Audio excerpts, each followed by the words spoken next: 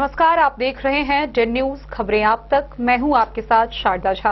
आप तमाम दर्शकों का स्वागत है। बुलेटिन की शुरुआत से पहले नजर डालते हैं आज की हेडलाइंस पर। मधुबनी में पथ निर्माण मंत्री नितिन नवीन ने 113 करोड़ से अधिक की 5 योजनाओं का किया शिलान्यास। पथ निर्माण मंत्री नितिन नवीन को नगर विधायक समीर कुमार महासेठ ने बधाई दी, साथ ही किया कटाक्ष। पूछा सवाल, एक ही योजना का दोबारा शिलान्यास क्यों?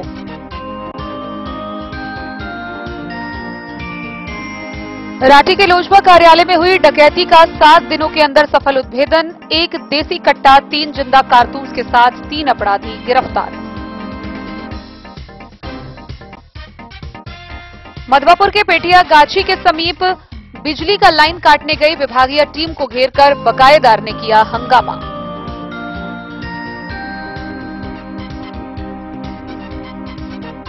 बेनीपट्टी के गैवीपुर में हुई प्रेस वार्ता। दुर्गा पूजा के बाद बेनीपट्टी में run for soldiers mini marathon दौड़ का होगा आयोजन।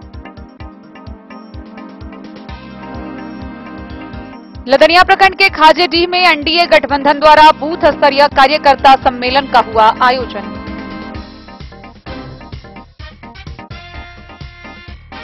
मधुबनी जिले में हो रहा एनडीए सम्मेलन। भाजपा कार्यकर्ता नागेंद्र राउत ने विधानसभा चुनाव को लेकर दिया जीत का विश्वास।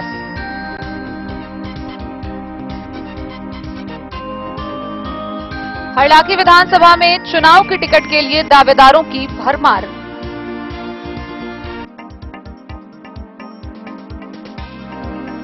नगर विधायक समीर कुमार महासेठ ने कुल 8 सड़कों का किया शिलान्यास। और सड़क दुर्घटनाओं में मददगार राहगीर गुड समैरिटन की सुरक्षा हेतु वर्चुअल बैठक का आयोजन।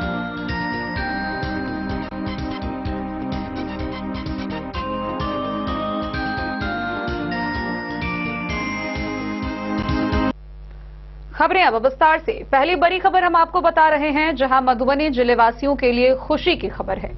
पथ निर्माण मंत्री नितिन नवीन मधुबनी पहुंचे, जहां उन्होंने मधुबनी में करीब 113 करोड़ की अधिक की लागत से 5 योजनाओं का शिलान्यास किया है। मधुबनी नगर निगम के विवाह भवन परिसर में कार्यक्रम का आयोजन हुआ।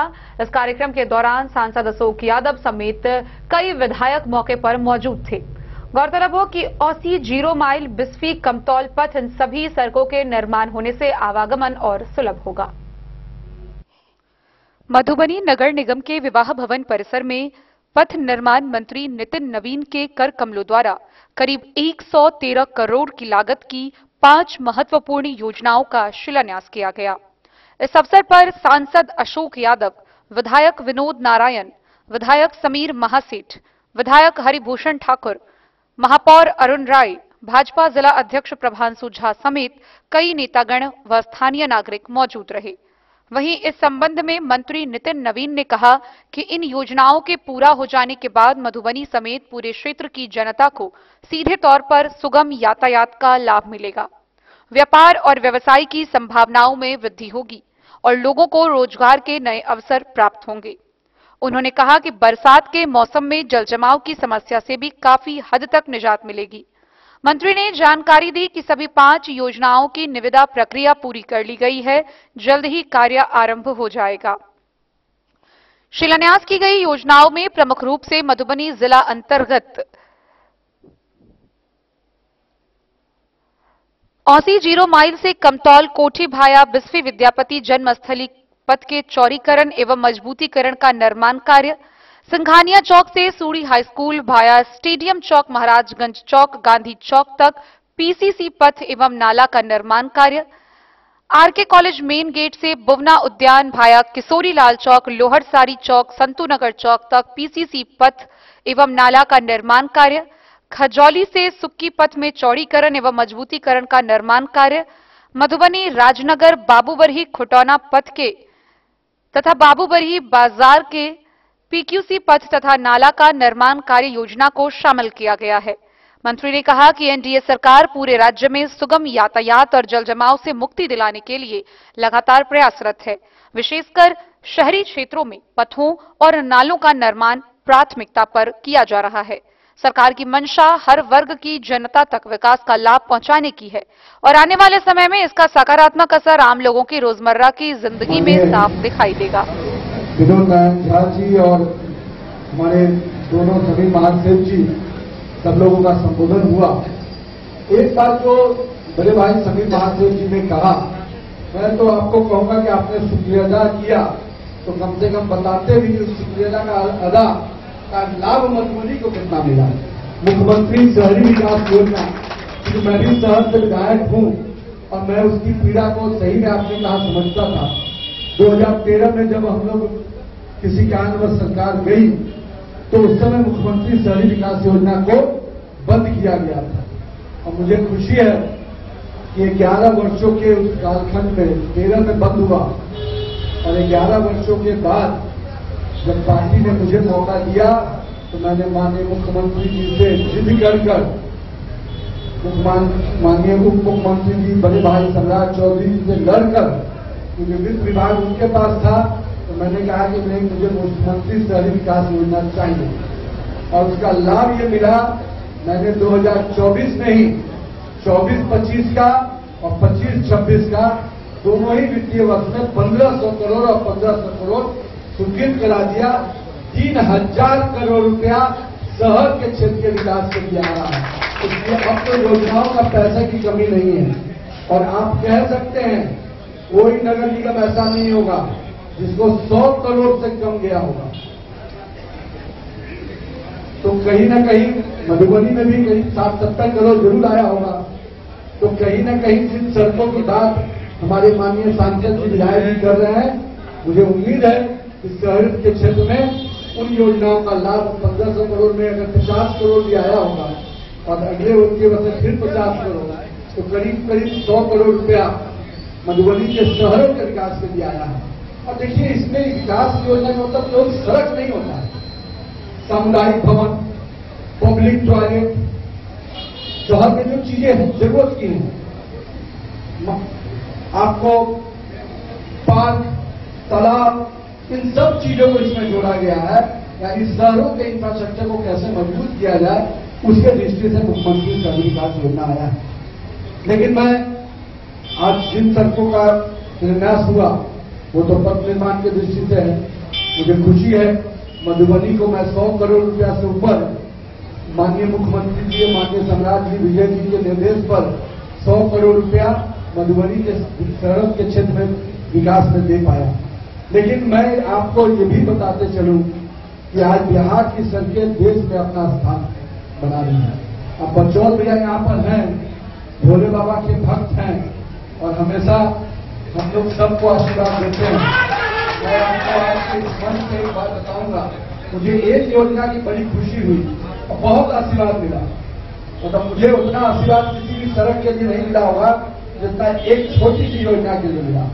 वो योजना क्या थी, मैं जरूर हमें जिक्र करता हूं। जब मैं 2021 में मंत्री बना तो लोग मेरे पास आए कि भाई नितिन जी का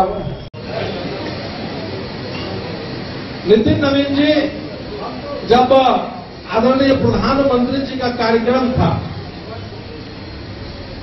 तो नितिन नवीन जी उस कार्यक्रम के प्रभारी थे और इनके संचालन में एक ऐतिहासिक कार्यक्रम हो गया था मधुबनी में। और इस ऐतिहासिक इस महीने में ज्यादा हुआ था कि आदरणीय प्रधानमंत्री जी उसी मंच से उन्होंने घोषणा किया था कि दुश्मन को हम सबक सिखाएंगे और ऑपरेशन सिंदूर के माध्यम से सबक भी सिखाएंगे। एक दिन कार्यक्रम था, बैठक था भाई कि कैसे कार्यक्रम सफल हो। हम भी थे, बचौल जी भी थे और कई विधायक। हम लोगों ने कहा कि नितिन बाबू, कार्यक्रम तो सफल होगा ही, लेकिन कुछ मधुबनी में छाप छोड़ के जाइए, देना पड़ेगा।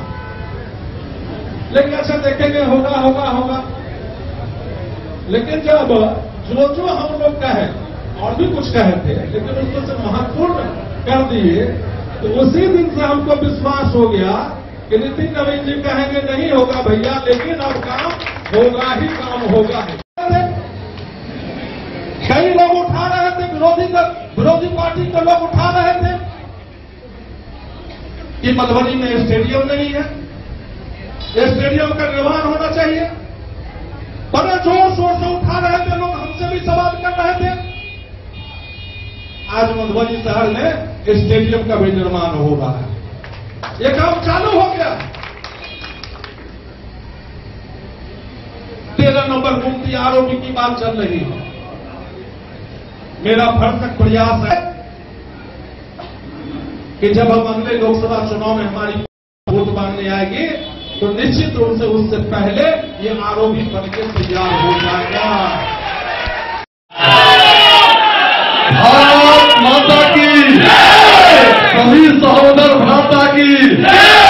कार्यक्रम के अध्यक्ष भारतीय जनता पार्टी के जिलाध्यक्ष संगठन प्रिय दिन रात लागल भाई प्रभांशु जी, संचालनकर्ता युवा नेता भाई देवेंद्र यादव जी, मंच पर उपस्थित हमारे सबके नेता, यहाँ के लोकप्रिय सांसद और कर्मठ सांसद यशस्वी सांसद डॉक्टर अशोक यादव जी, मंच पर उपस्थित माननीय विधायक समीर महासेठ जी, मंच पर उपस्थित माननीय विधायक विनोद बाबू, और बिहार के राजनीति से देश की राजनीति तक जो नौजवान धमक रखता है, नितिन नवीन जी जो छत्तीसगढ़ के प्रभारी भी है और पथ निर्माण मंत्री भी है।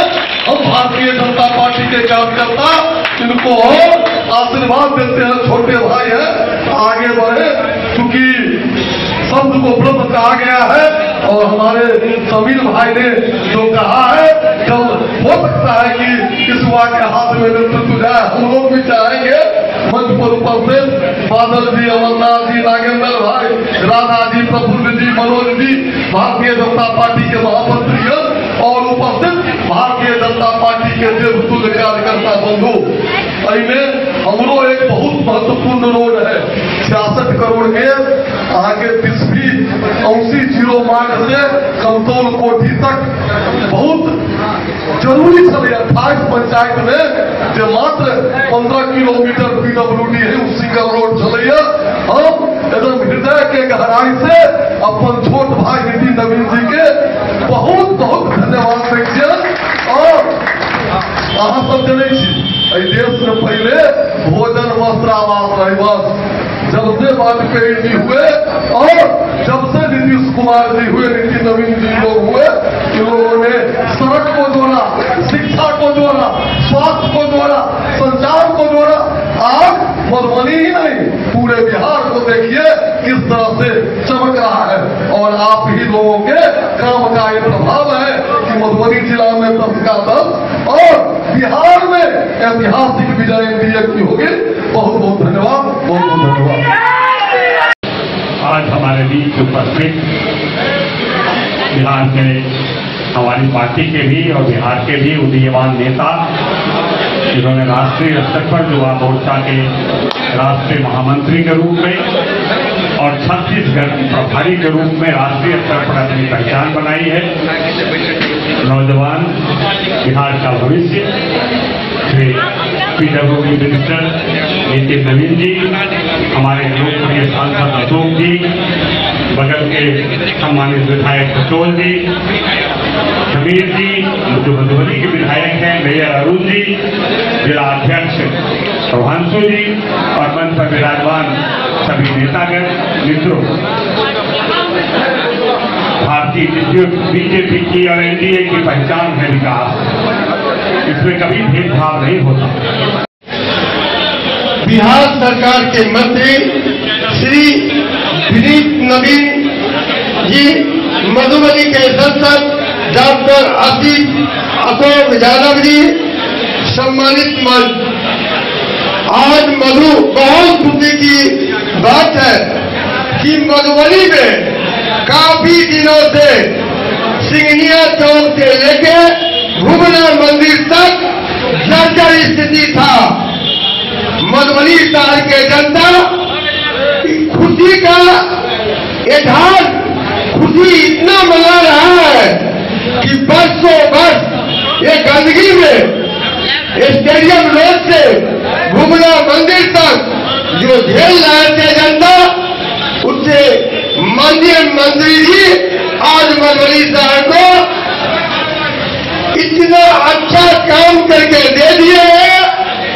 मधुबनी एनडीए का जनता, मधुबनी के जनता के तरफ से हम आपको धन्यवाद देते हैं। आप धन्यवाद के पात्र इसलिए है कि सिग्निया चौक का जो जर्जर स्थिति था वो देखने लायक नहीं था और भुवना मंदिर का भी यही स्थिति था। तो आपका नजरिया पूरे विधानसभा में है, ये कहीं से छिपा हुआ बात नहीं है। अभी जिला अध्यक्ष जी बोले हैं कि आप बाबूबड़ी भी देख रहे हैं, साथ साथ बेनीपट्टी भी देख रहे हैं। एनडीए के जो सरकार है, डबल इंजन की जो सरकार है, उनका जो क्रियाकलाप काम करने का जो तौर तरीका है, हमारा एक एक कार्यकर्ता बहुत खुश है और दावे के साथ ये 2025 के विधानसभा चुनाव में एक एक कार्यकर्ता एक एक मतदाता मालिक के पास जाएंगे और डंके के चोट पे कहेंगे कि एनडीए सरकार का योजना अब मतदाता मालिक अगर एक भी लाभ उठाए हैं तो हमारा अधिकार बनता है, आप हमारे अधिकार को हनन मत कीजिए और एनडीए सरकार को वोट देके भारी मतों से जिताइए। और हमारा जो कार्यकर्ता है बहुत कर्मठ है, बहुत जगा हुआ है। आज कार्यकर्ता के बल पर चाहे एमपी चाहे का प्रयास नहीं है। हमेशा मधुबनी की जनता को अपेक्षा है अपनी जो सरकार है कि हमको शुद्ध पानी मिले, शुद्ध बिजली मिले, सही बिजली मिले, सड़क मिले और हरेक लोग की अपेक्षा यही होती है कि सड़क अच्छी मिले। जो कभी भी आप शहर में आप देख रहे होंगे शहर रहने लायक नहीं है और 20 साल से इनकी सरकार है, तो निश्चित तौर पर शहर वासी डिसाइड करेंगे। और जो अपेक्षा था हमने अपनी बातों को कहा कि 7 मीटर से जो चौड़ी सड़क है, इस प्रकार बगल का दरभंगा जिला है,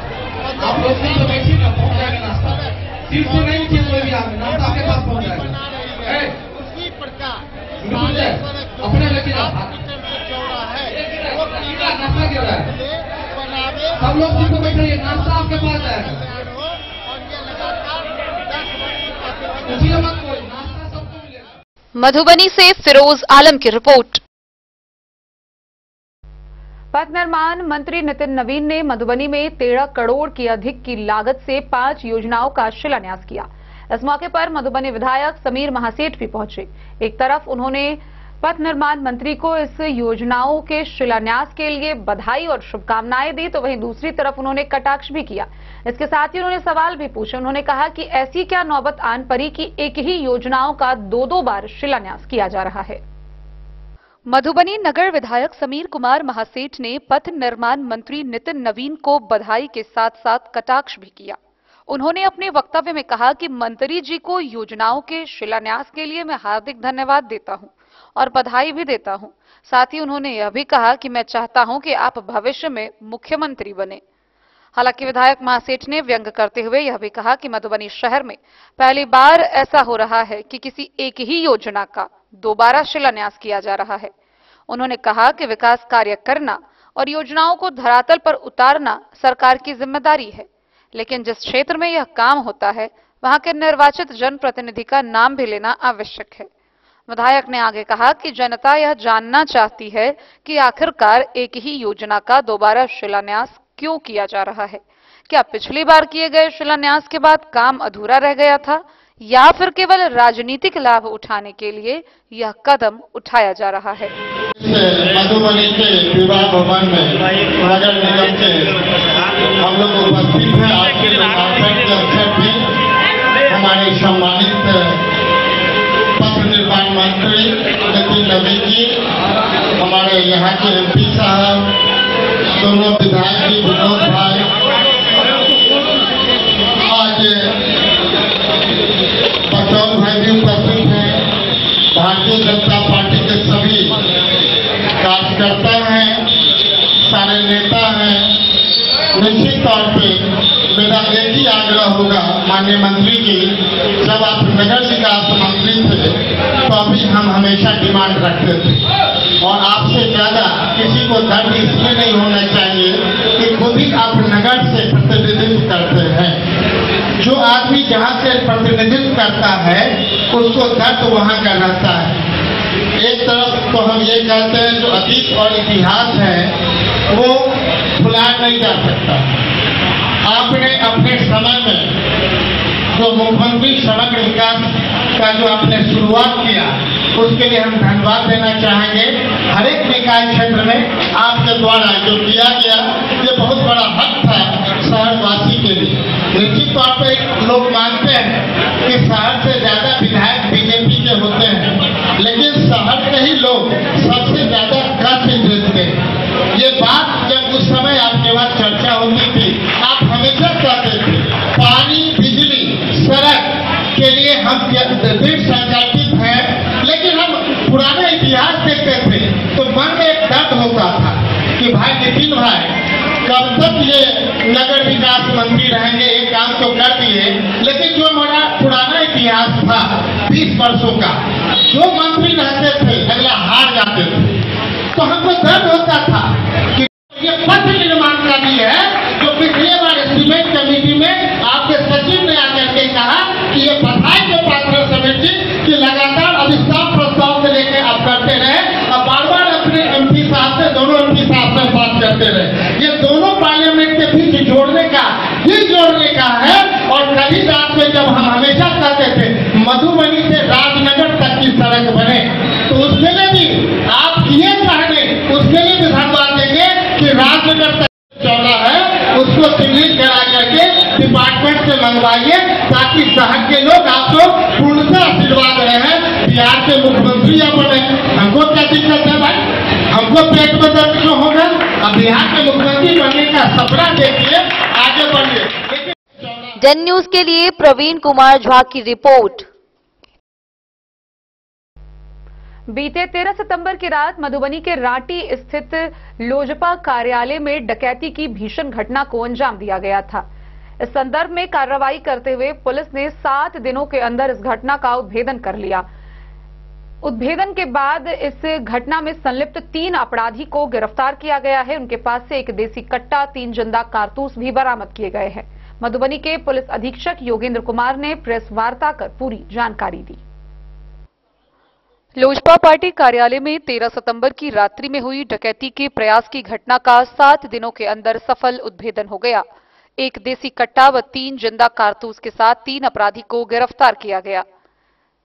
एक देसी कट्टा, 3 जिंदा कारतूस, 2 मोबाइल व 1 मोटरसाइकिल जब्त किया गया है। इसके साथ ही 27 वर्षीय रविंद्र कुमार सिंह, 28 वर्षीय राजीव रंजन रोशन को गिरफ्तार किया गया है, जिसके ऊपर कई मामले पहले से दर्ज हैं। खजौली थाना क्षेत्र के 24 वर्षीय नवीन कुमार को भी गिरफ्तार किया गया है।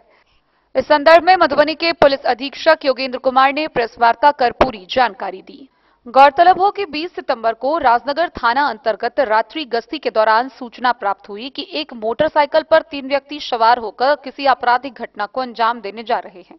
गश्ती टीम द्वारा इसकी सूचना वरीय पदाधिकारी को देते हुए प्राप्त निर्देशानुसार गश्ती टीम कसियौना पुल के पास पहुंची तो देखा कि एक पल्सर मोटरसाइकिल पर सवार 3 व्यक्ति जा रहा है, जिसे रुकने बोला गया तो पुलिस वाहन देखकर भागने लगा। पुलिस बल के सहयोग से घेरकर पकड़ लिया गया तथा सभी से नाम पता पूछने पर नाम रविंद्र कुमार सिंह, राजीव रंजन रोशन और नवीन कुमार बताया, जिसकी विधिवत तलाशी लेने पर रविंद्र के कमर के बाएं साइड में एक देसी कट्टा, पैंट के पॉकेट में 3 जिंदा कारतूस तथा एक नोकिया का कीपैड मोबाइल बरामद हुआ।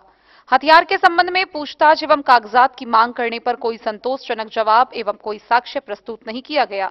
राजीव रंजन के पास से वीवो का मोबाइल तथा पल्सर मोटरसाइकिल बरामद किया गया, जिसे विधिवत जब्त किया गया। पूछताछ के क्रम में तीनों ने अपने स्वीकारोक्ति बयान में बताया कि 13 सितंबर 2025 को रांटी स्थित लोजपा कार्यालय में किए गए डकैती की घटना में इन तीनों के अलावे 9 अन्य व्यक्ति शामिल थे। तीनों व्यक्तियों को हिरासत में लेकर इनके विरुद्ध राजनगर थाना में मामला दर्ज कर आर्म्स एक्ट दर्ज कर विधि सम्मत अग्रिम कार्रवाई की जा रही है। 7 दिन पहले एक घटना हुई थी जिसमें राजनगर थाना क्षेत्र के राठी के एक रहने वाले हैं गणेश महारान। ये लोजपा पार्टी के प्रदेश महासचिव हैं और राजनगर के राठी में ही इनका लोजपा का पार्टी का दफ्तर है। रात में सूचना ये मिली थी कि कुछ हथियारबंद अपराधी इनके ऑफिस में घुस गए थे और डकैती का प्रयास किया था और इनके 3 स्टाफ को बंधक भी बना लिया था। तो इस घटना को बहुत ही सीरियसली लेते हुए तुरंत अगले दिन राजनगर थाना ने FIR दर्ज की थी और STPO सदर 2 के नेतृत्व में एक विशेष टीम का गठन किया गया था। टीम ने लगातार 1 हफ्ते इसमें अनुसंधान किया, रेड छापेमारी की है और उसके बाद कल 3 अपराधियों को पुलिस ने अरेस्ट किया है। इनके पास से एक देसी कट्टा, 3 कारतूस, 2 मोबाइल और 1 मोटरसाइकिल पुलिस ने जब्त की है। देखिए, इसमें जांच में ये पता चला है कि गणेश महारान के जो PA हैं मुकेश, उन्होंने जो 3 लोग अरेस्ट हुए हैं उसमें से एक अपराधी रविंदर को ये खबर दी थी कि इनके पार्टी के कार्यालय में बहुत भारी मात्रा में कैश पैसा मौजूद है।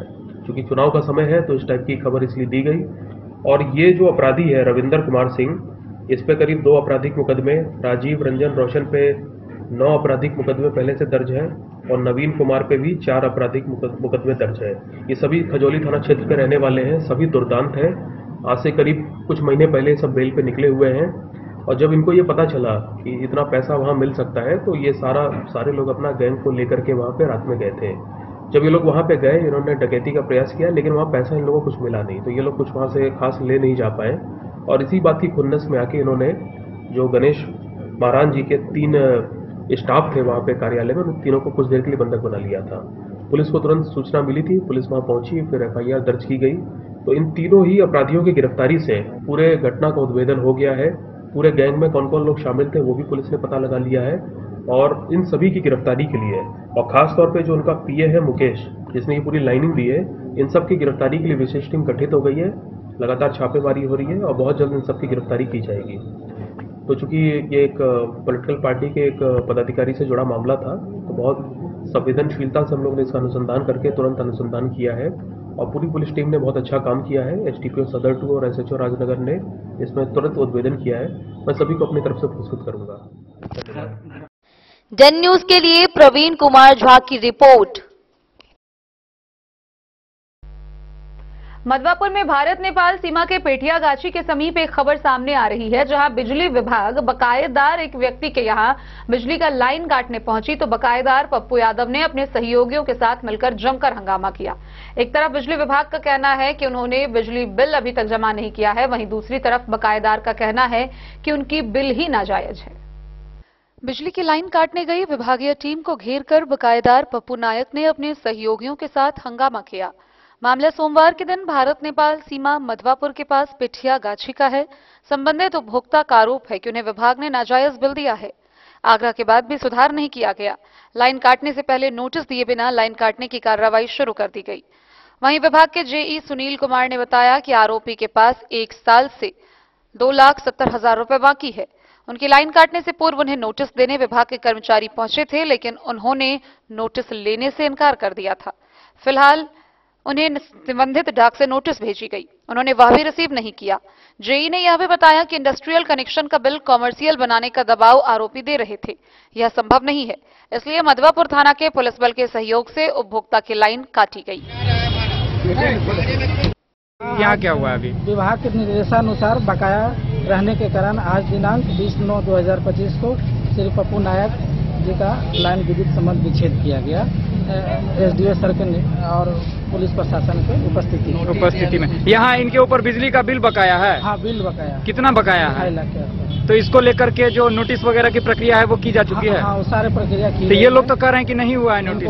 उपलब्ध भी कराया गया था बाय रजिस्ट्री, नहीं रिसीव होने के कारण रिटर्न हो गया।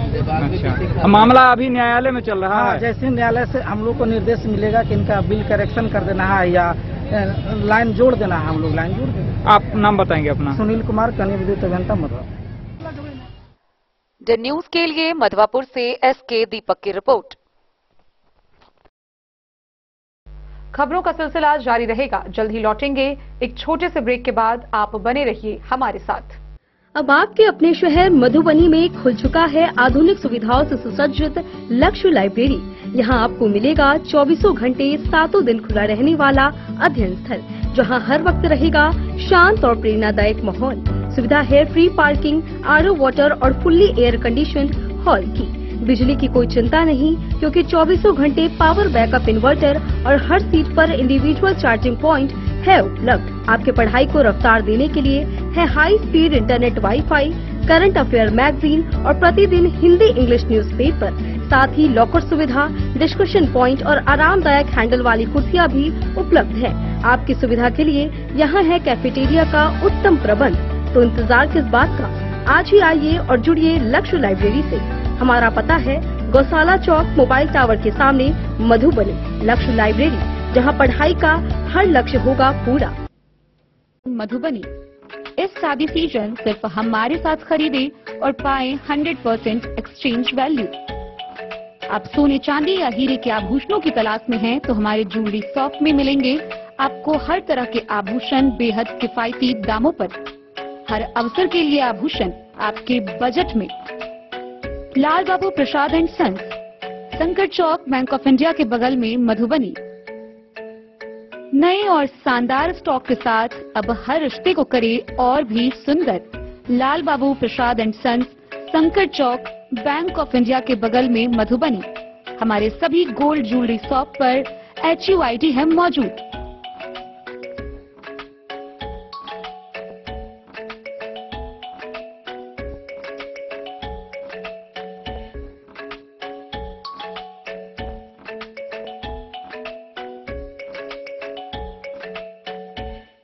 ट्रेंड के इस जमाने में क्या आप भी चाहते हैं स्टाइलिश और फैशनेबल कपड़े? क्या आप अपने लुक को अपग्रेड करना चाहते हैं? अगर हाँ, तो आज ही आएं Bombay fashion readymade sari showroom. हमारे पास पुरुषों, महिलाओं और बच्चों के लिए है नए से नए फैशन ट्रेंड में कपड़े और एक्सेसरीज का लार्ज कलेक्शन। आपके बजट और हर अवसर के लिए खास। चाहे काम के लिए हो नए आउटफिट की तलाश, या पार्टी के लिए ड्रेस, या किसी खास अवसर के लिए सूट, सलवार और साड़ी, हमारे पास है हर एक ब्रांड।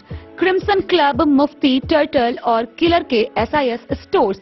इसके अलावा रेमंड, स्पार्की, जॉकी, लक्ष्मीपति, मान्यवर, ब्लैकबेरी, नवाब पार्कर जैसे बड़े ब्रांड। तो देर किस बात की, आज ही आए बॉम्बे फैशन साड़ी एवं रेडीमेड शोरूम। हमारा पता है महिला कॉलेज रोड, मधुबनी।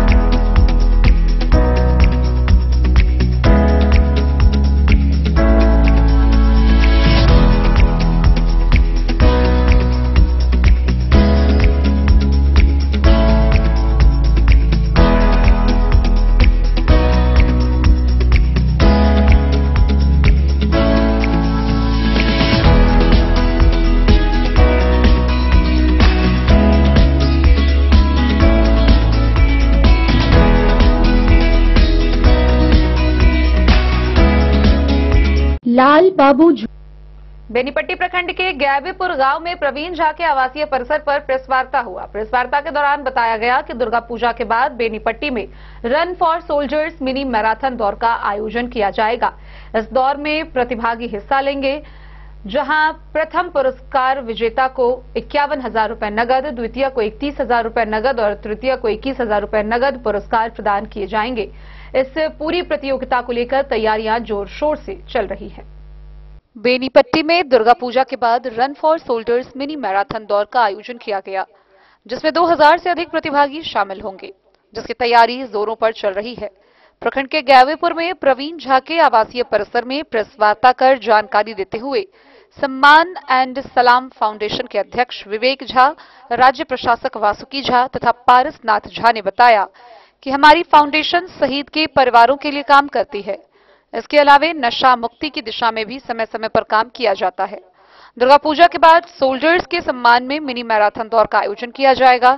यह run for soldiers mini marathon दौड़ तिसियाही हाई स्कूल से बेनीपट्टी हाई स्कूल तक 7 किलोमीटर की दूरी में आयोजित किए जाएंगे, जिसमें 2000 से अधिक प्रतिभागी शामिल होंगे। इस मैराथन दौड़ में एम्बुलेंस, मेडिकल टीम, पेयजल, नाश्ते सहित अन्य सुविधाएं भी रहेगी। मुख्य अतिथि के रूप में उत्तर प्रदेश सरकार के परिवहन मंत्री दयाशंकर सिंह रहेंगे। इनके अलावे कई दिग्गज अतिथि के रूप में रहेंगे। इस दौर में प्रथम स्थान लाने वाले को 31,000, द्वितीय को, तृतीय को 21,000 तथा मेडल पुरस्कार स्वरूप दिए जाएंगे। साथ ही इन तीनों स्थान के अलावे टॉप 10 में आने वाले प्रतिभागियों को प्रशस्ति पत्र दिए जाएंगे। इस मैराथन दौड़ के लिए रजिस्ट्रेशन निःशुल्क होगा, जिसके लिए गैवीपुर, गम्हरिया, नंदी भौजी चौक पर जगह चिन्हित कर पंजीयन स्थल बनाया गया है। वहीं व्हाट्सएप के माध्यम से भी पंजीयन किया जाएगा। कहा कि पूर्व में 3 राज्यों में भी कार्यक्रम का आयोजन किया जा चुका है। साथ ही संस्था के द्वारा 173 शहीद के परिवारों तथा 150 IAS एवं IPS अधिकारियों को सम्मानित किया जा चुका है। हम ही इनका कहली सारा न्यूज चैनल वाला के यहाँ बजा कर एक प्रेस वार्ता लिया क्या कि जाय तर हर चीज के देखल और इनका नाम देखल एखन तक हम देखलो भारत के मेन पंक्ति में चल वाला लोग से नहीं चल रहा है। तय में कतौ हिनकर शंका नहीं है। हिमाचलों में हिनकर हुआ देखलो है, झारखंडो में हिनकर देखलो है। और छोट भाई छथि गांव में हमरा समाज में बहुत दूर से एहन चीज के आनि को अत्यंत बड़का जागरूकता के तरफ ल जाके काज केले तो अहाँ सब सबसे बड़का बात है जे हिंदुस्तान के चारिम स्तंभ छे। अहाँ जे करबे से सबसे आगा है। हम तो सबसे पहले भाई के धन्यवाद दै छियै जे बिहार में लॉन्च केला और अपना जिला में ऐसा पहले ही प्रोग्राम करेने छला।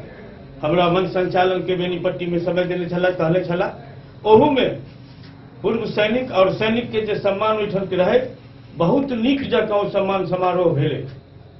थाना से हो ओठन कर्मचारी सब छला, सब छला, अतिगन मान लो काफी लोग ओठन जमा भेला और बहुत नीक वही दिन घोषणा केने रहती। और निश्चित तौर पर कि हमरा समाज में आबि कऽ निस्वार्थ भ कऽ अपन अतेक अतेक खर्चा करे अपन कार्यक्रम के तय हमरा सबसे बेसी आग्रह अहाँ सबके चारिम स्तंभ से एकरा जतेक बढ़ा चढ़ा के अहाँ सब दिए ततेक अहाँ सबके लेल इलाका के निश्चित तौर पर आगा बढ़े के मौका भेटते।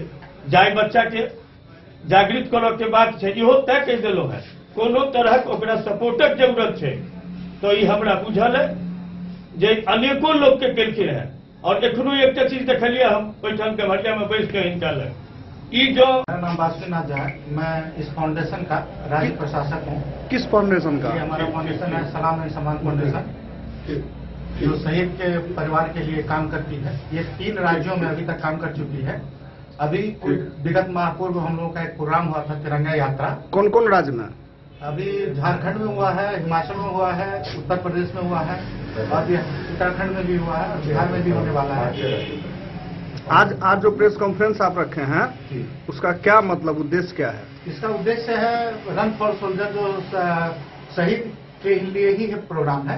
और इसमें एक और है जो हमारे देश और हमारे राज्य में नशा मुक्त हो, इसके लिए भी हम काम कर रहे हैं इसके द्वारा, फाउंडेशन के द्वारा।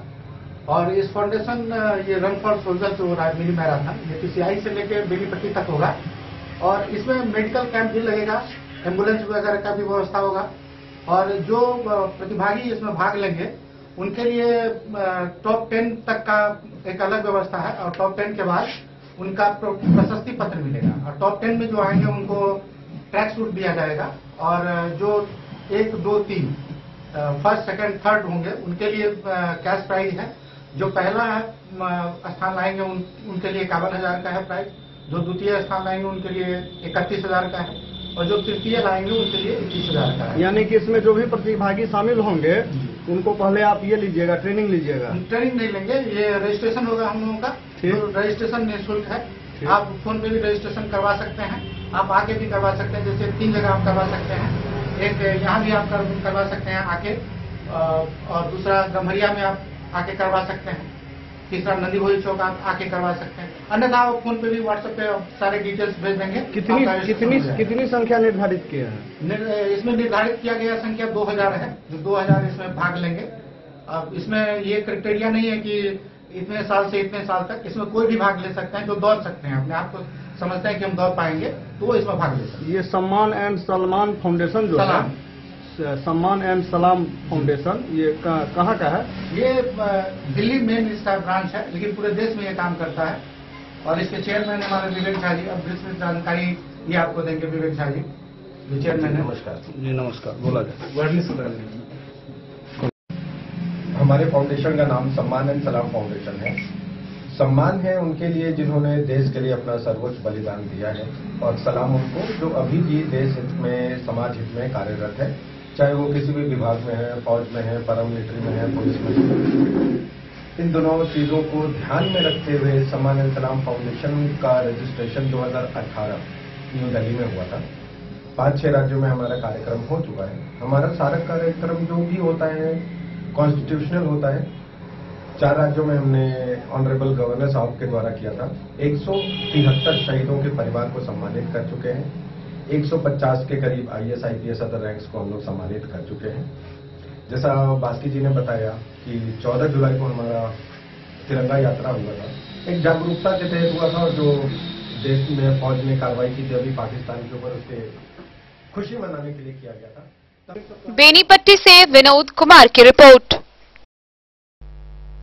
बाबूबरही विधानसभा क्षेत्र के लदनिया प्रखंड के खाजेडीही स्थित उच्च विद्यालय में एनडीए के बूथ सम्मेलन का आयोजन किया गया। बूथ स्तरीय इस योजना के दौरान पूर्व केंद्रीय मंत्री सैयद हुसैन ने कहा कि मोदी को गाली देने वाले भी लोग मोदी की योजनाओं का लाभ उठा रहे हैं।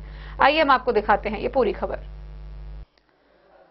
प्रधानमंत्री नरेंद्र मोदी की मां को गाली देने वाले भी मोदी के योजनाओं का लाभ उठा रहे हैं।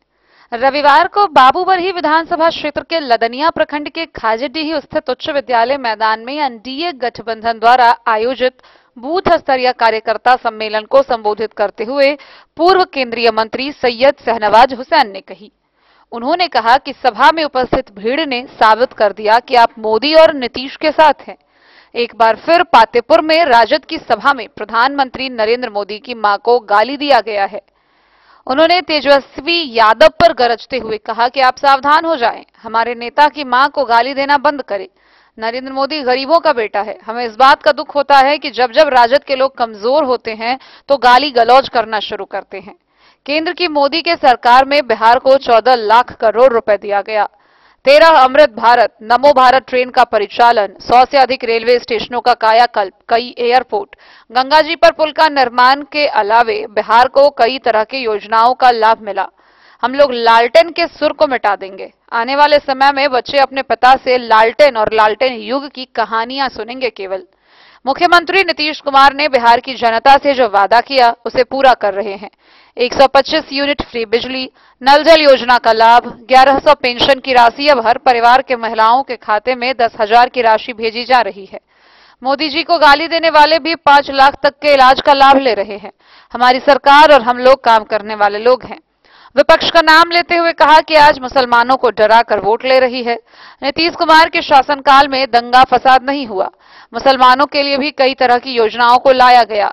मदरसा शिक्षकों का वेतन, कब्रिस्तान की घेराबंदी समेत कई योजनाओं का लाभ दिया गया। मुख्यमंत्री अगर सीता जी का मंदिर बना रहे हैं तो हज भवन का निर्माण भी करा रहे हैं। लालू यादव की सरकार में मुसलमानों को क्या मिला? केंद्र की मोदी और बिहार में डबल इंजन की सरकार में चहुमुखी विकास हुआ है। आजकल प्रशांत किशोर कह रहे हैं कि जीतने के बाद पीके रहेगा।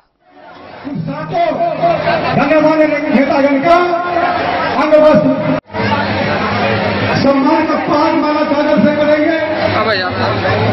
साथ ही श्री सैयद शहनवाज हुसैन साहब का भी सम्मान करेंगे। डे न्यूज के लिए जयनगर से मोहम्मद अली की रिपोर्ट। मधुबनी जिले में एनडीए सम्मेलन को लेकर भाजपा कार्यकर्ता नागेंद्र राउत ने प्रेस वार्ता की। प्रेस वार्ता के दौरान जहां उन्होंने अपनी दावेदारी की बात कही, वहीं एनडीए के जीत का भी विश्वास जताया। मधुबनी जिले में हो रहे एनडीए सम्मेलन को लेकर भाजपा कार्यकर्ता नागेंद्र राउत ने आगामी विधानसभा चुनावों को लेकर जीत का विश्वास जताया। उन्होंने कहा कि इस बार मधुबनी सीट पर एनडीए प्रत्याशी हजारों वोटों से विजयी होंगे। राउत ने कहा कि राजद प्रमुख लालू प्रसाद यादव पर निशाना साधते हुए कि उनके शासनकाल में बिहार की स्थिति दयनीय हो गई थी। लालू यादव ने बिहार को बर्बादी के कगार पर ला दिया था, लेकिन जब से एनडीए सरकार ने कमान संभाली तब से बिहार में विकास की गंगा बह रही है। बीजेपी के नेता वगैरह कहते हैं कि मधुबनी शहर में जो भी सड़कें बनी है वो मेरे द्वारा लाया गया है, जबकि नगर विधायक समीर महासेठ कहते हैं कि हमारे द्वारा आवाज उठाया गया। इस समय आप लोगों के द्वारा कार्यकर्ता सम्मेलन किया जा रहा है, इस कार्यकर्ता सम्मेलन से क्या फायदा है, सो जानकारी दीजिए।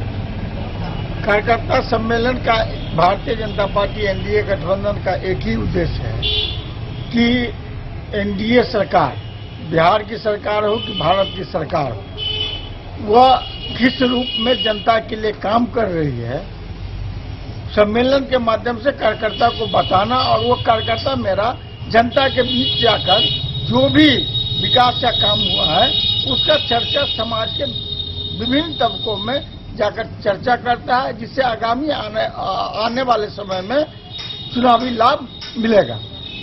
क्योंकि अगर एनडीए गठबंधन, यहाँ विधायक भी नहीं है, उसके बावजूद भी किसी भी जो भी विधायक है उससे बहुत ज्यादा रूप में कार्यकर्ता के बल पर, माननीय सांसद के बल पर विकास का काम नगर से लेकर पूरे विधानसभा स्तर पर किया गया, जिसकी जानकारी यही सम्मेलन के माध्यम से जनता के बीच दिया जाता है। माननीय विधायक अगर कहते हैं कि हमारा प्रयास है, ठीक है, विधायक का नैतिक दायित्व होता है कि वो प्रयास करें, लेकिन इससे पूर्व भी आरजेडी का सरकार रही थी, उस समय में विकास क्या हुआ था वह सामने में है।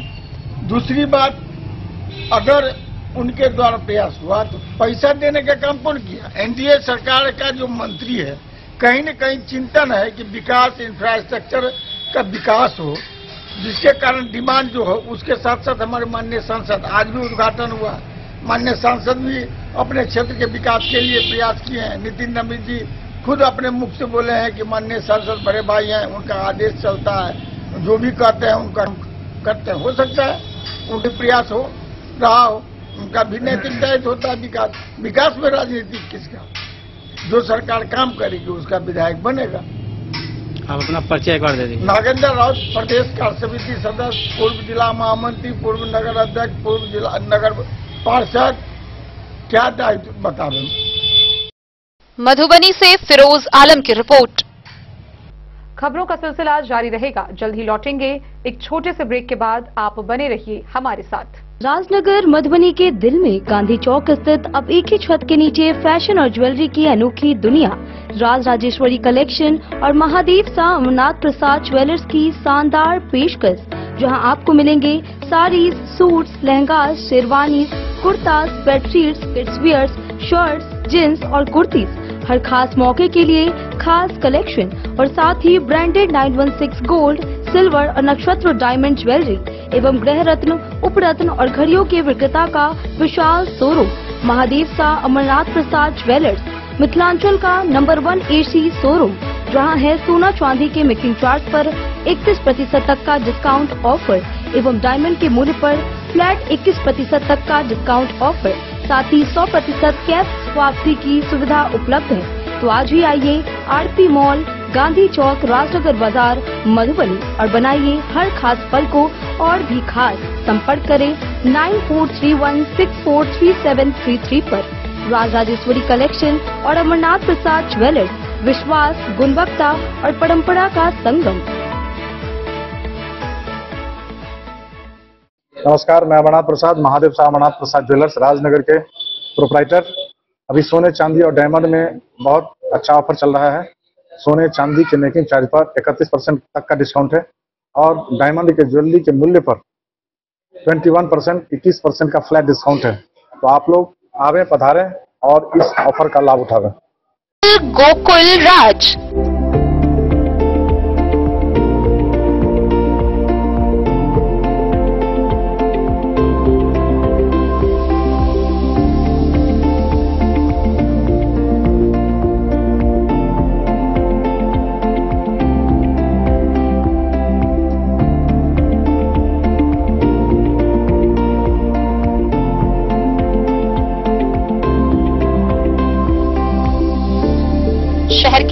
भार से दूर शांति और सुकून से भरे वातावरण में मधुबनी शहर के लहरियागंज वार्ड नंबर 1 में पूरे मिथिलांचल क्षेत्र का सबसे भव्य होटल होटल गोकुल राज 4 मंजिला इमारत की इस होटल में है 4 बड़े बड़े बैंकेट हॉल, रिंग सेरेमनी, शादी, मीटिंग या पार्टी, हर एक आयोजन के लिए अलग से हॉल की व्यवस्था, रेस्टोरेंट की व्यवस्था जहां एक से बढ़कर एक लजीज व्यंजनों का मिलेगा संगम और रहने का उचित प्रबंध, suite room, AC room, non AC room से सुसज्जित होटल जहां लिफ्ट की भी है व्यवस्था, पार्किंग का पूरा इंतजाम। तो आइए और जिंदगी में खुशियों से भरी यादें शामिल करिए। होटल गोकुल राज मधुबनी में आप लोगों का स्वागत है। होटल गोकुल राज, लहरियागंज, वार्ड नंबर 1, मधुबनी। आनंद मिशन विद्यापीठ शिक्षा के क्षेत्र में एक नया आयाम अब छोटे बच्चों के लिए भी आधुनिक सुविधाओं के साथ उपलब्ध। विवेकानंद मिशन विद्यापीठ जूनियर, जहां क्लास प्री नर्सरी से 5th स्टैंडर्ड तक के बच्चों का एडमिशन प्रारंभ है। अगर आप भी चाहते हैं अपने बच्चों का शिक्षा के क्षेत्र में बेहतर विकास, तो विवेकानंद मिशन विद्यापीठ जूनियर है आपके लिए तैयार। 2.5 से 10 वर्षों के बच्चों के लिए आपको मिलेगा आधुनिक सुविधाओं के साथ एक बेहतर शिक्षा का माहौल। सीबीएसई बेस्ड करिकुलम सिलेबस के साथ साथ स्टूडेंट्स होंगे art and craft, game and sports और कल्चरल एक्टिविटीज में अव्वल। इंग्लिश मीडियम के माहौल के बीच स्टूडेंट्स बनेंगे स्मार्ट, जहां किताबी ज्ञान के साथ साथ हर क्षेत्र में स्टूडेंट्स होंगे अवेयर।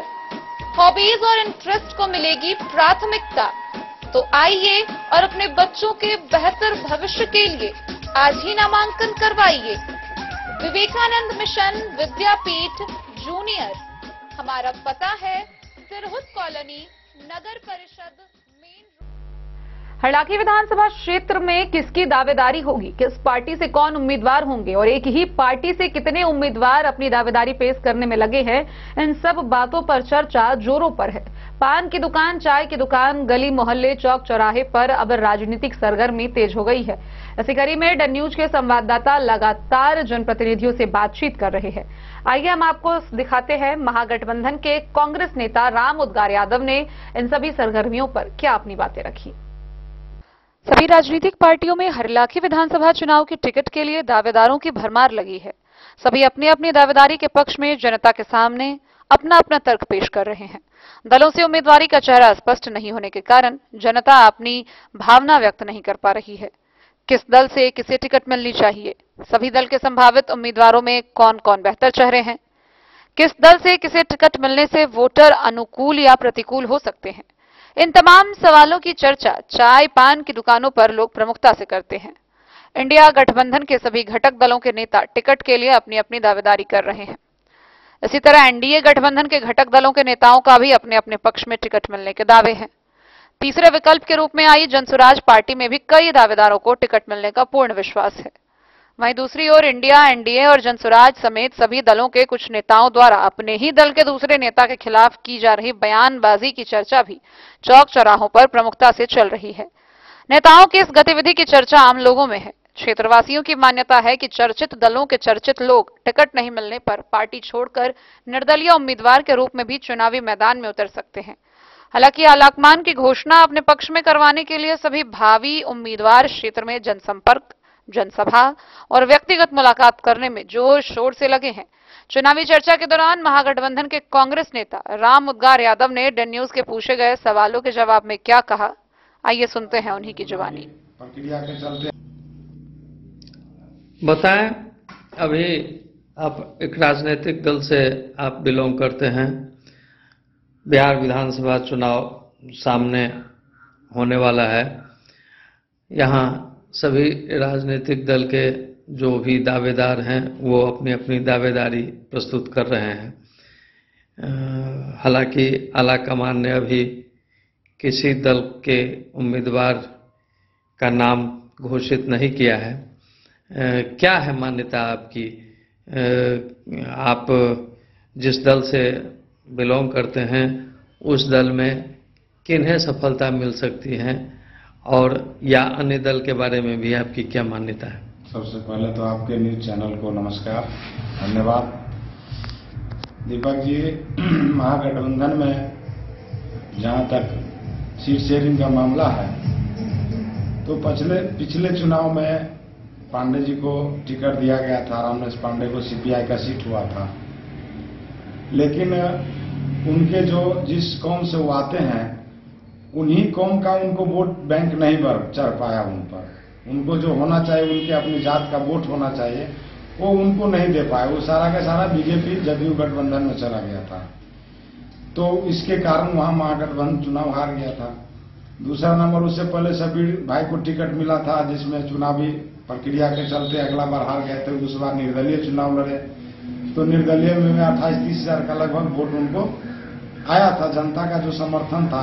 और शब्बीर भाई को सभी जाति धर्म से वोट मिलता है, कोई व्यक्तिगत उनका मोहम्मद है इसके चलते या ऐसा है कोई मामला नहीं है, उनको सभी जाति से वोट मिलता है। तो महागठबंधन में अगर सीट होना चाहिए तो कांग्रेस का, और कांग्रेस को इस पर मजबूती से रहना चाहिए, क्योंकि मिथिलांचल में सबसे अच्छा सीट अगर माना जाए कांग्रेस का, अगर कहीं भी अगर जन समर्थन की बात हो तो हरलाखी में जो उम्मीदवार है शब्बीर भाई, उनके जैसा कोई भी सीट यहाँ पर मधुबनी जिला में नहीं है। सिर्फ हरलाखी ऐसा है जो लोकप्रियता के नाम पर शब्बीर भाई को ही यहाँ पर लोग जनता चाहता है, और जनता के बीच में लगे भी रहते हैं। चुनाव हारे 3-3, 4-4 बार, लेकिन आज तक कभी जमीन से उतरे नहीं। लोगों को काम करना उनका सब दिन का जो रहा, उसके चलते उनका जो लोकप्रियता बढ़ते जा रहा है सब दिन। तो महागठबंधन को, कांग्रेस पार्टी को हम लोग आला कमान से भी बार बार कह रहे हैं कि कांग्रेस का यहाँ सीट होना चाहिए। अगर कांग्रेस का सीट होता है तो निश्चित इस बार हरलाखी का जनता जो बदलाव की ओर भाग रहा है, जो जदयू के एमएलए की जो नाराजगी लोगों का है, जो काम नहीं हो पा रहा, तो लोगों का जो झुकाव है वो शब्बीर भाई की तरफ इस बार बहुत अच्छा झुकाव है। हम लोग समाज में रहते हैं, इनका इस बार बहुत ही अच्छा योगदान है। इनको अगर टिकट मिलता है तो हमको लगता है महागठबंधन से यहाँ पर सीट कंफर्म सीट रहेगा। अगर दूसरे दल की सीट बनती है हरलाखी विधानसभा में महागठबंधन से, तो क्या हो सकता है? देखिए, मैंने आपको बता दिया कि अगली बार सीपीआई का हुआ था, तो सीपीआई का जो कैडर वोट था और जो भी इधर महागठबंधन के मानने वाले थे वो उनको वोट दिए। और सीपीआई के कैंडिडेट कमजोर है, ये आपका मानना है? हाँ, कमजोर। अगर सीपीआई के बाद और दल भी तो है महागठबंधन में, आरजेडी है, और उन लोगों की भी दावेदारी है कि हमारी सीट होनी चाहिए, हमारी पार्टी की सीट होनी चाहिए। अगर सीपीआई के अलावा दूसरे दल के लोगों को अगर टिकट फाइनल होता है तो उस कंडीशन में आपकी क्या मान्यता है? देखिए, आरजेडी का तो यहाँ पर कभी सीट निकला नहीं है, क्योंकि जो क्षेत्र है हरलाखी, यहाँ पर आरजेडी का सीट आज तक कभी निकला नहीं।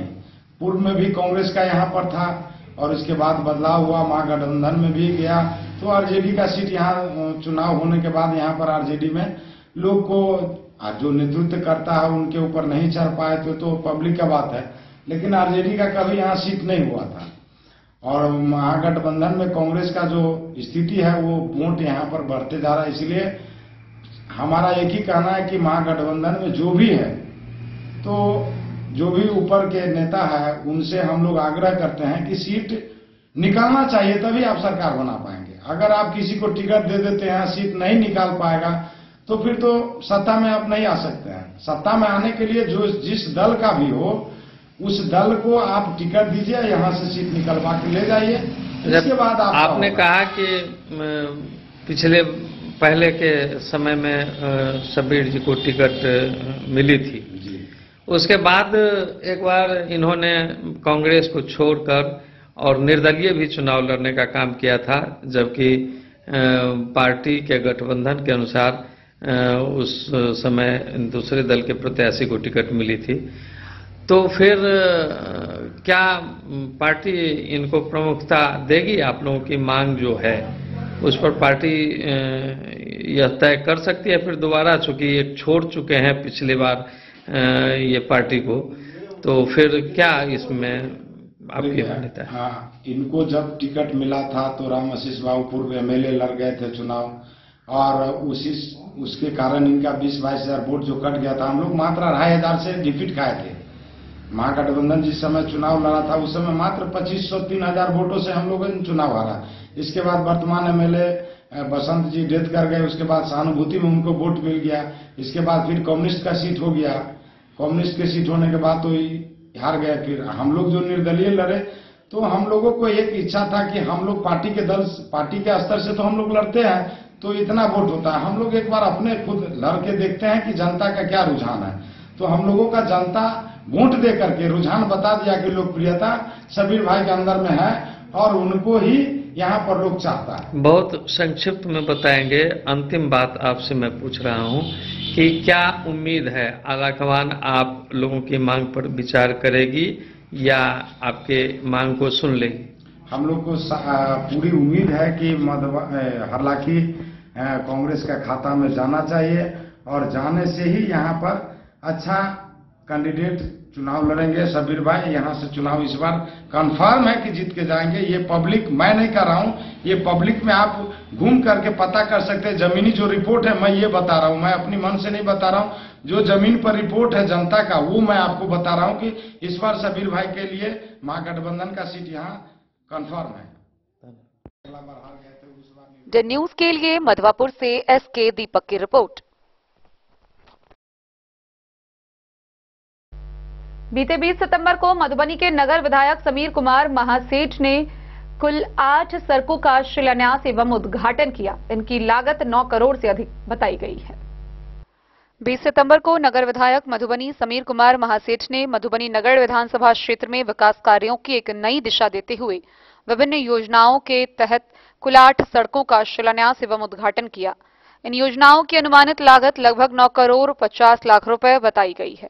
इस अवसर पर आयोजित कार्यक्रम में बड़ी संख्या में स्थानीय नागरिक, जनप्रतिनिधि, पार्टी कार्यकर्ताओं ने उत्साहपूर्वक भाग लिया। विधायक ने अपने संबोधन में कहा कि मधुबनी नगर विधानसभा क्षेत्र में लगातार विकास कार्य हो रहे हैं और उनका लक्ष्य है कि यहां की हर गली, हर मोहल्ला एवं प्रत्येक वार्ड में समुचित सड़क सुविधा उपलब्ध हो सके।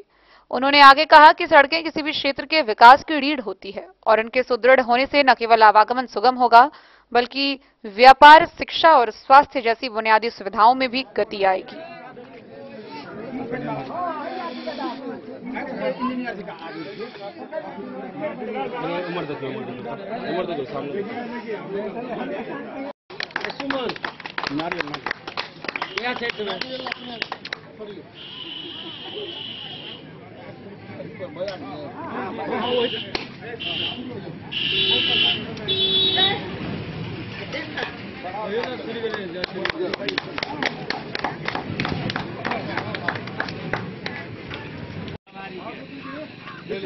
सर, लगातार आपके द्वारा जो है अपने क्षेत्र में सड़क का शिलान्यास और उद्घाटन किया जा रहा है। आज भी 7 सड़क का उद्घाटन हुआ है। लगभग 1 बजे के बाद से लगातार हम लोग का जहां सड़क बन गया वहां उद्घाटन हुआ, जहां शुरुआत होना है वह शिलान्यास किया। सरकार के यहाँ सिस्टम यही है कि जो सरकार से हम लोग विधानसभा में क्वेश्चन करते, जो सड़क का निर्माण, जो अनुशंसा होता है विधायक का, उसके हिसाब से पैसा आता है, एस्टिमेट होता है, कॉन्ट्रैक्टर बाद में लेते हैं और लेने के बाद निश्चित तौर पे हम लोग जो कॉन्ट्रैक्ट लेते हैं उनसे आग्रह करते हैं कि जल्द से जल्द जनता के लिए आप काम पूरा कर दें अपने समय सीमा के अंदर। और आप देख रहे होंगे L0741 से 073 बल्हार से कोठिया तक लगभग 2.55 2 करोड़ 45 लाख।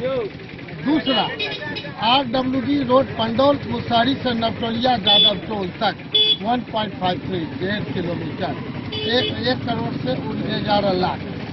तीसरा पुन्ना टोल से 305 कमलपुर धोबी टोल तक 2.5 किलोमीटर 1.69 1 करोड़ 69 लाख। फिर कमलपुर से घृत कुंडली तक 0.63 48 लाख। पांचवा T05 सुसैना से सिसौना से मुन्ना दास घर से पश्चिम बाड़ी टोल पचाडी तक 1.86 लगभग 2 किलोमीटर 1,32,00,000। छठा, गंगापुर से तकमाटोल 1.33 किलोमीटर 91 लाख।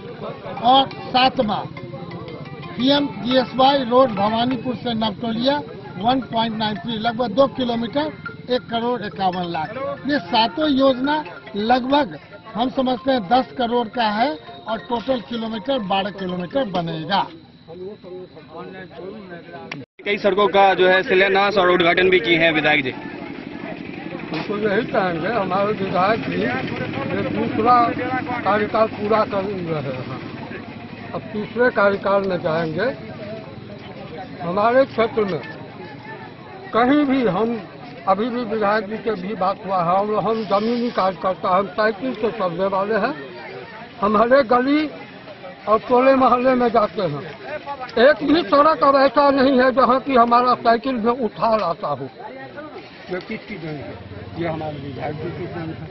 धरातल पर में काज दिखने वाला काम है, तब हम जनता के बीच में है, सब अच्छा है हमारे क्षेत्र के लिए। अब इससे गौरव की क्या बात होगी?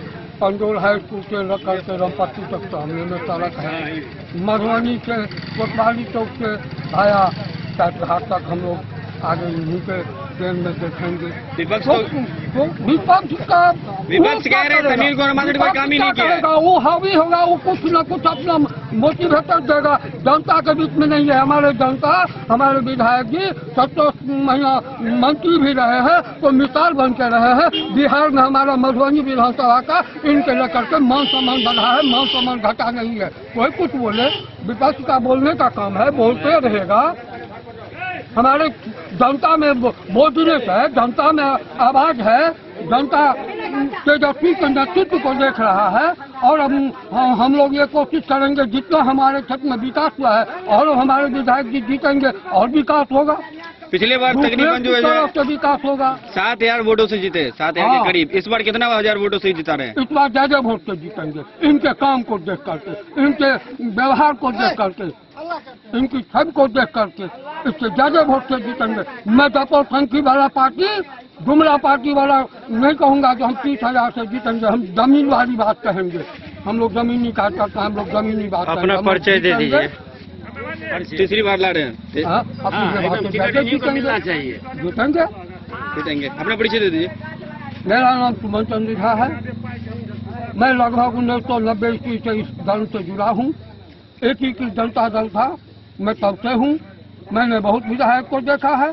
अपने जिला अध्यक्ष हमारे, हम उनके नेतृत्व में बहुत काम किए हैं। अब मेरा उम्र हुआ, मेरा पारिवारिक दूसरा तरह का है, उसमें भी मैं जहाँ तक समझता हूँ, मैं हमेशा चाहता हूँ जो सामाजिक न्याय की जो धारा है, जो चाह रहे हैं, जो इसको देश की जो धर्मनिरपेक्षता की जो नीति है, जो हमारा मतलब अपना सामाजिक सद्भाव को है, ये हमारा बरकरार रहे, ये इसमें विघ्न बाधा नहीं है।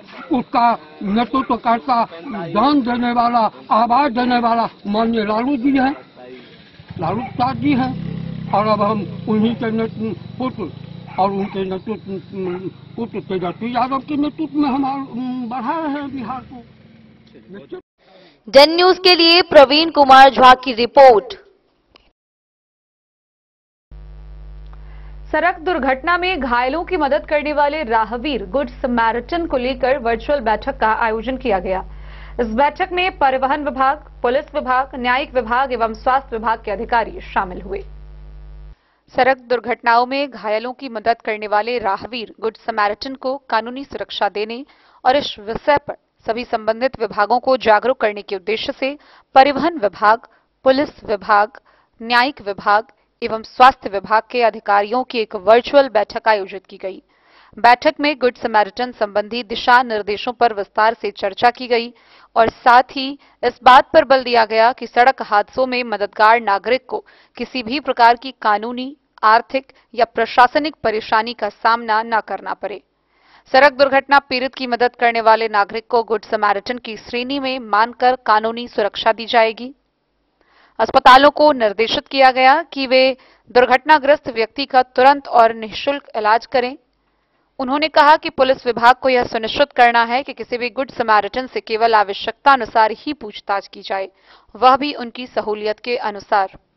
अदालतों को हलफनामा, एफिडेविट एवं वीडियो कॉन्फ्रेंसिंग को प्राथमिकता देने की सलाह दी गई।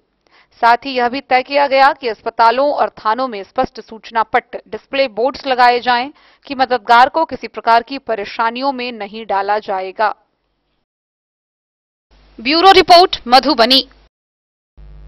तो आज की इस बुलेटिन में फिलहाल इतना ही। कल फिर हाजिर होंगे नई खबरों के साथ। तब तक दीजिए पूरी टीम को इजाजत और मधुबनी की हर छोटी बड़ी खबरों के लिए देखते रहिए डेन न्यूज, खबरें आप तक। नमस्कार।